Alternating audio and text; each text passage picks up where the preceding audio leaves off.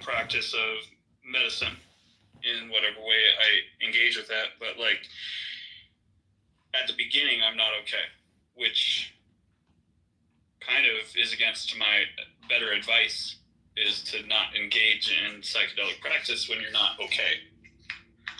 But I'm like, okay enough, I guess. Or maybe I convince myself I am. But yeah, I mean, what are we doing? We're in crisis. How should we respond?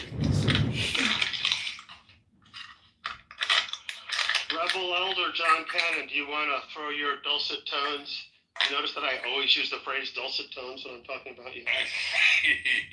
I love those dulcet tones. Thank you.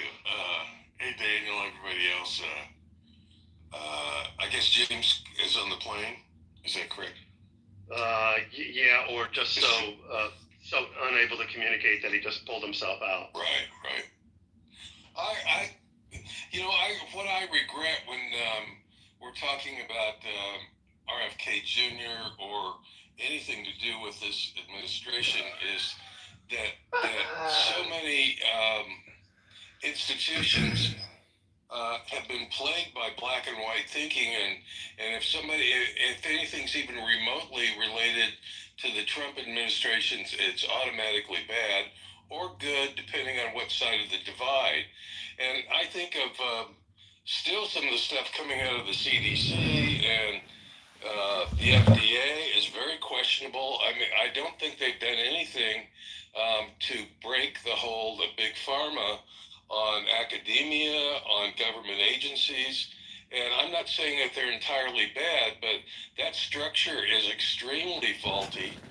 I was reading, I've forgotten the source, so forgive me for that, but it was Elizabeth Warren coming out about, he's talking about measles and talking about vitamin A, just real disdainful. Vitamin A is good in the treatment of measles. So it seems like there's a lot of sources, because I try to inform myself on both sides of the question, considering that there's so much division in the United States on so many issues, that vitamin A was recommended as a treatment for measles. And yet the legacy press all sort of at one attack Robert Kennedy as if he's all bad, he's always wrong, et cetera, et cetera. And I think that's the influence of money on opinion making. So I just wanted to throw this out there, and also appreciate Daniel's, it seemed like a way to offer some kind of measurement for looking at what science is. As far as I'm concerned, science should always be questioned. I think that's the process of science itself and the development of trying to find more clarity. Literally, by definition, it is asking questions. See, so it's a, leave your ego out of the room and try to be objective, and when you're not, be objective later. I didn't vet this information, but apparently those people that died of pneumonia or something in Texas actually died of mycoplasma pneumonia and didn't receive appropriate treatment for that, and that they're blaming all kinds of other things where actually, 5 out of the 5 were misdiagnosed and mistreated. And so, there's another wrinkle in time, just holding to, when you hold to a dogma and don't look at what's really there, as a physician, as a medical doctor, the result is death and mayhem. And so, every day when I approach a patient, I don't hold to a dogma, especially in a sick person. I just try to say, is all the pieces telling the right story? And if the right, so when I do my teaching, I also teach the young doctors, I say, all of the information has to fit together and tell a story. And if the story doesn't make sense to you, then you have to re-engage. And even when you re-engage, you have to be skeptical of your decisions too, and your diagnosis a lot of time. And so, the practice of medicine is a practice of uncertainty and objectivity. Otherwise, your patients die or worse.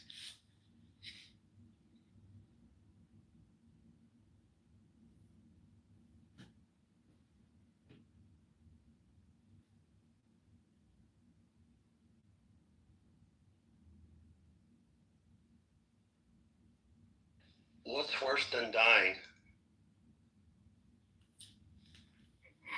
Being alive and suffering and uncomfortable like that, and not being able to have any agency to move forward from there. Yeah, so that's a little bit judgy on my side. I apologize for that. Um, but and being losing your mind and being so afraid. We could name 1,000 different reasons for this, but there are some things that um, are not cool.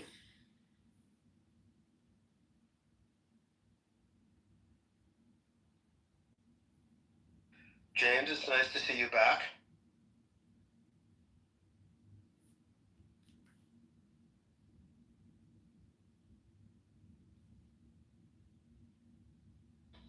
Probably is a background noise for a few minutes here, but I am back.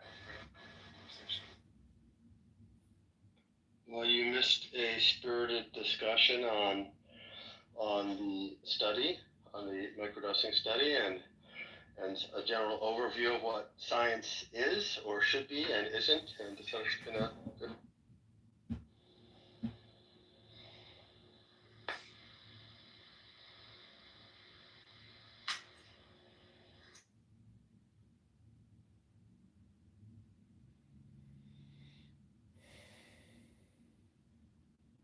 Can you give us a PTR of what we captured?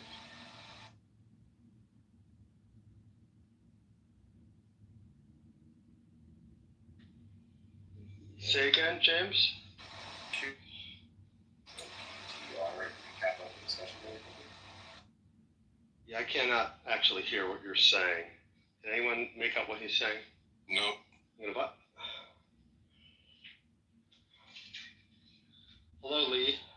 I think he said, Happy now. Yeah, that's what I heard.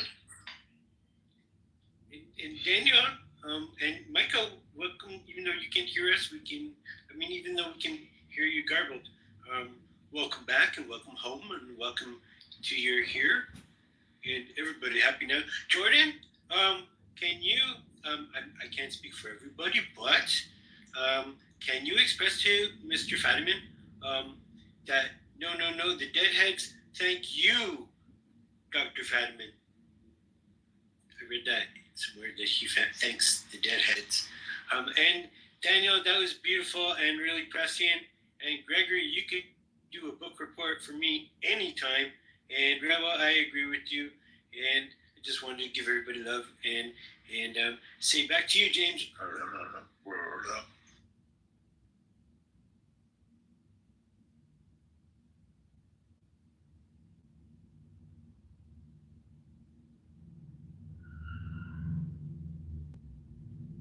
Oh, also, by the way, is this might matter or not with the ADHD, and coming from what Gregory said, that report's really not the be all and end all. But I don't know about microdosing and ADHD because I don't really have experience. Because while I'm still pretty forgetful, I pretty much I don't. I was put on Ritalin when I was a kid. I was one of the original Rid kids in the 60s with adult doses, way too much Ritalin, because back then they said hyperactive. I think I've pretty much curbed it because I finish a task and I go into the other, although I'm forgetful. But that's yay. But just in general, I can imagine that the ADHD can be helped with a proper microdose regime. I'm pretty sure. But sorry, I just wanted to add that ADHD thing to the story. And thank you so much.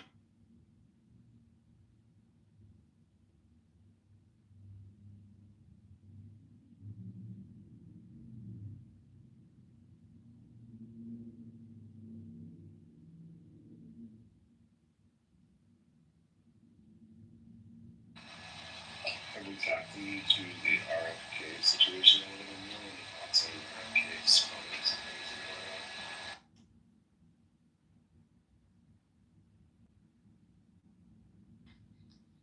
Anybody catch that?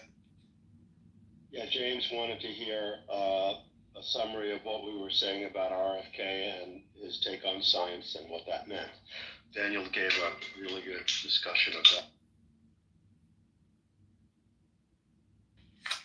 And I said something about him basically being the equivalent of clickbait And dogma. Because I'm it's a judgmental. four-seater with gold-wing doors.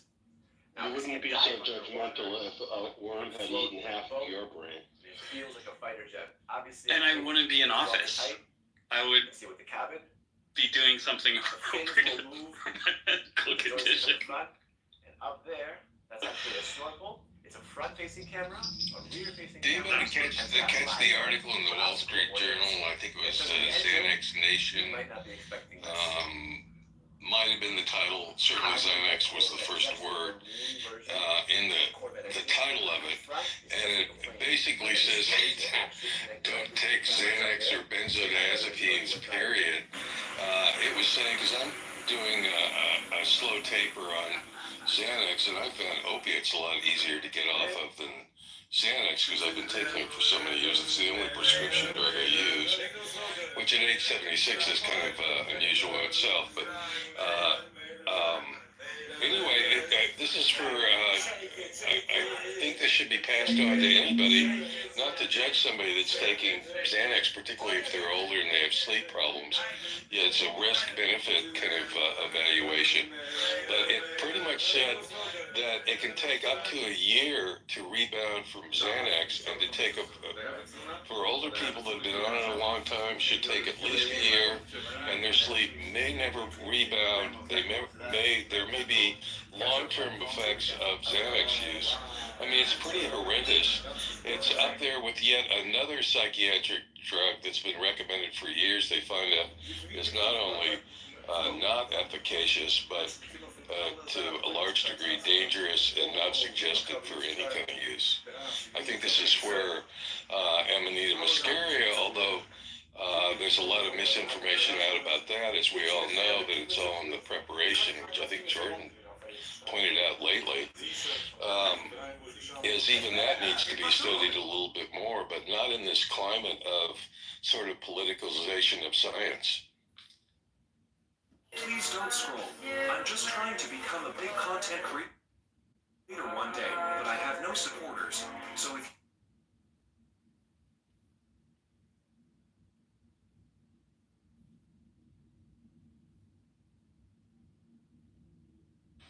Thanks for bringing that article up, John. I posted it into the top of the thread if anybody So if you wants have to the chat chance, in and please- kind of read what they're talking about.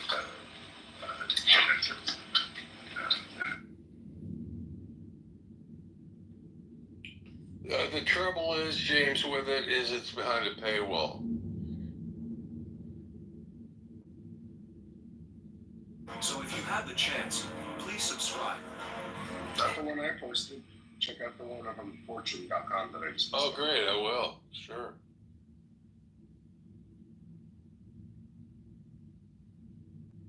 So if you have the chance, please.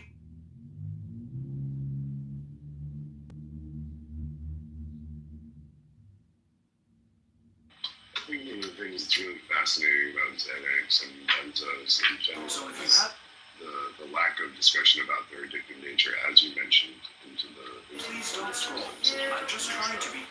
is that the dependency on them in order to get using them Please don't scroll. For religious-minded people, this. Please don't scroll. Also, take your fill and will of love as he will. There is a word to say about the Hierophant delivered from the. About black people and that black people were in a democratic okay. Once I get off the plane here and into a better place, I'll read this article if you guys want. Oh, much better, This James. is the hymn to Pan. I'm not moving anymore. I'm not like flowing around. This is deep forwarding right now.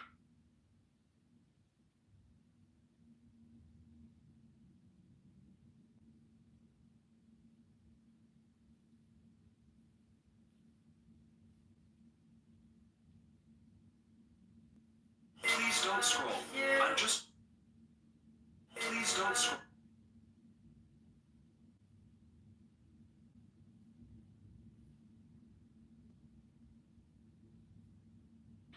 Do you guys think that with this article that You don't make me feel pain? this trend might extend across other states, or do you think that this is isolated politically to more conservative constituencies? Well, I'm definitely afraid it will expand across other states. You know, once the idea is put out there, the people who are, there's such a huge stigma against psychedelics of all kinds that you can expect it will expand. Did it actually become law in Florida, or is it just proposed? I had heard about it a few days ago. Past 3 days ago, I have some friends that are there that actually are running their businesses in the state that are honestly concerned about that. Yeah, I know. Personally, know a person who has been running a lab in Florida for My a name is decade Sam, and aka just Sam Bucha. relocated I'm a YouTuber who based makes a on variety this. of content ranging from Based on his challenges to assumption that gaming. this would pass, Well, he started 22 moving several months ago to Colorado.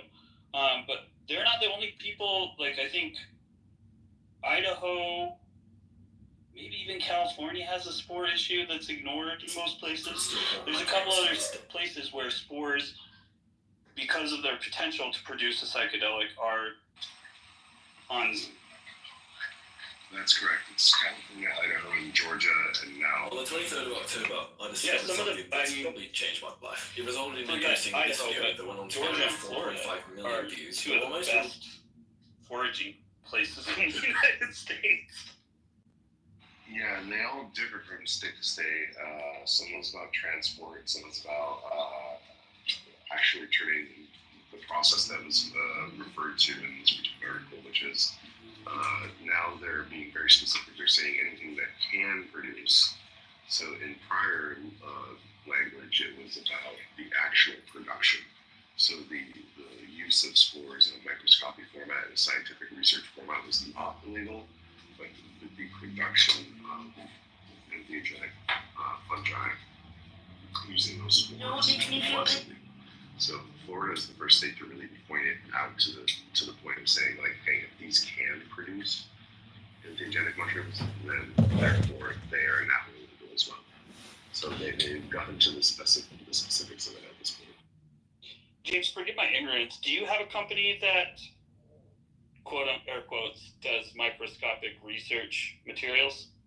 Yes, but there's a difference. I am in a decriminalized zone in the city of San Francisco. So in San Francisco proper, we're completely decriminalized from all of those activities, even the state legislation indicates. And so, what happens if you does your company ship spores to Idaho, Georgia, now Florida, and California? No, I don't ship microscopy work without a prior connection. But the way that I do work is that I have a collective that falls under the legislative efforts here in California, and you're protected under the city legislative efforts by working under the framework that we use. So whereas like people are using the religious freedom model and things like that, and using churches in order to incite the ability to ship these things back and forth, we're working more at a collective level, a personal education level, and a personal knowledge level, which is more in line and more in relation to the different types of legislative efforts that have been put forward. So we're not trying to sell things, we're not trying to capitalize off it, but we are trying to build knowledge-based access through education. Word. Heard that. And back to the original question about it, are we concerned about it spreading to the other states? I think there could potentially be like a divisive organization of states, but I think there are safe places that will not revert. Oregon and Colorado. Like tapeworms are. Have you heard of a tapeworm?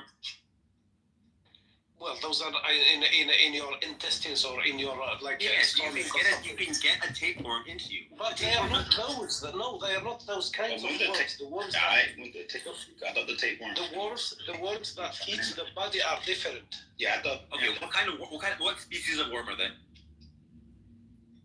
You can. You can. Sam, it's a similar question. If you put a fruit in a box, and the fruit starts to decay, if the box is completely sealed off, the glass container is completely sealed off, therefore no fruit